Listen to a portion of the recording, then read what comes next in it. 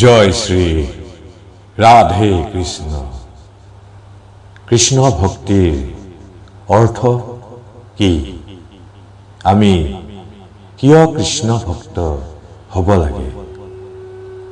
সমগ্ৰ বৈদিক শাস্ত্ৰত ভগৱান শ্ৰীকৃষ্ণৰ লগত জীৱৰ যি নিত্য সম্পৰ্ক, সেই সম্পৰ্কৰ কথা উল্লেখ কৰিছে।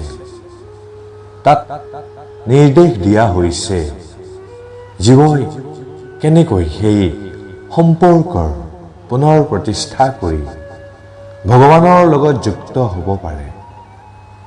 ভগৱানৰ লগত সম্পৰ্ক যুক্ত হৈ ভগৱানৰ নিত্য ধামলৈ উভতি গৈ তেওঁৰ নিত্য সেৱাত যুক্ত হোৱাই জীৱৰ পৰম উদ্দেশ্য।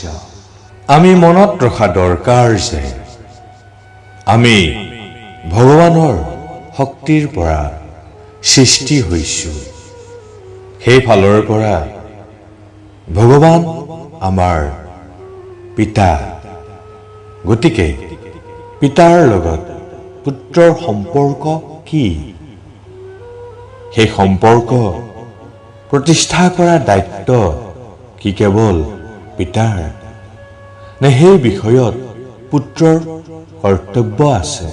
পুত্ৰ যদি বুদ্ধিমান হয় তেনেহলে তেওঁ বুজিব পাৰে যে পিতাক ভাল পোৱা তেওঁৰ কৰ্তব্য।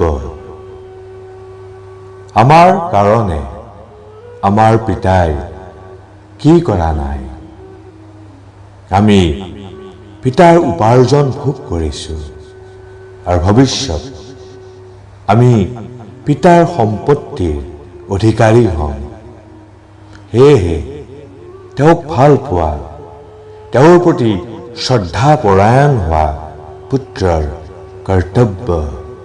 আমি সকলোৱে কোনোবা নহয় কোনোবা এজনক সেৱা কৰি আছো।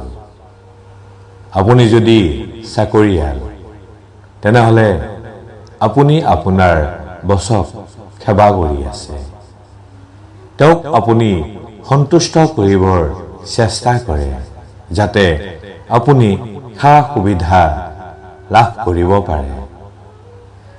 ব্যৱসায়ীসকলে গ্ৰাহকক সেৱা কৰি আছে। গ্ৰাহকক সন্তুষ্ট কৰাৰ কাৰণে নানা কৌশল প্ৰয়োগ কৰে যাতে অধিক মুনাফা লাভ কৰিব পাৰে। এনেদৰে প্ৰতিটো জীৱই সেৱা কৰি আছে। অৰ্থাৎ এই পৃথিৱীত সকলো সেৱক, দাস, মালিক কোনো নহয়। সেয়ে আমি গুৰুত্বপূৰ্ণ দাৰ্শনিক তত্ত্ব হৃদয়ংগম কৰিব লাগিব। সকলো সময়তে আমি হৈছোঁ ভৃত্য। কোনোৱেও ক'ব নোৱাৰে মই প্ৰভু। আমি শ্ৰীকৃষ্ণৰ দাসত্ব কৰিব পাৰোঁ অথবা আমাৰ ইন্দ্ৰিয়সমূহৰ দাসত্ব কৰিব পাৰোঁ, কিন্তু আমি দাসত্ব কৰিবই লাগিব।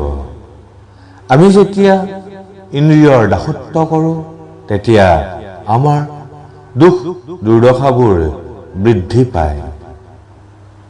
আমি যদি ভগৱান শ্ৰীকৃষ্ণৰ দাসত্ব কৰোঁ, তেওঁৰ লগত ভাল পোৱাৰ সম্পৰ্ক পুনৰ প্ৰতিষ্ঠা কৰি তেওঁৰ সেৱাত যুক্ত হওঁ, তেতিয়াহ'লে এই জড়জগতৰ দাসত্বৰ পৰা মুক্ত হ'ব পাৰিম।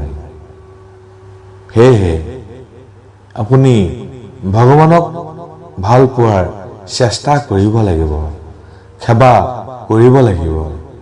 তেতিয়া দেখিব সেই সেৱাত, সেই ভাল পোৱাত কিমান আনন্দ লাভ কৰা যায়। সম্পূৰ্ণভাৱে জীৱনত তৃপ্ত হোৱাৰ একমাত্ৰ ৰাস্তা এইটোৱে। ইয়াৰ বাহিৰে আন কোনো ৰাস্তা নাই। জয় প্ৰভু জগন্নাথ। হৰে কৃষ্ণ হৰে কৃষ্ণ হৰে কৃষ্ণ।